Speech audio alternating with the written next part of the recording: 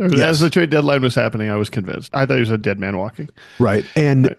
we discussed that multiple times every couple of weeks, basically, from that point until this last week. And I kind of came around more to that side, I would say, like 2 weeks ago in our latest, back and forth about it, which I think people can see on YouTube.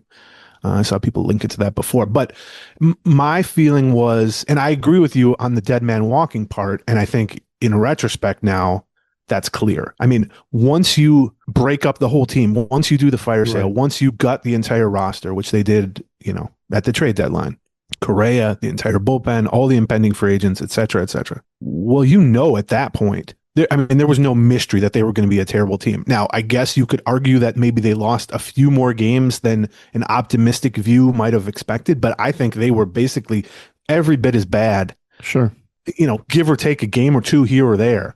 I mean, they were terrible. They were the Right. worst team in baseball, Yeah. I think, or in the American Well, League. when you play with a roster full of, somewhat replacement level talent, which Right. is kind of where they were, and especially when you're leaning into some of that and making sure that you play that as much as you can because you're trying to sort things out for the next season, you're going to get a replacement level team. And that's about, more or less what we saw for at least for certainly offensively, certainly in the bullpen.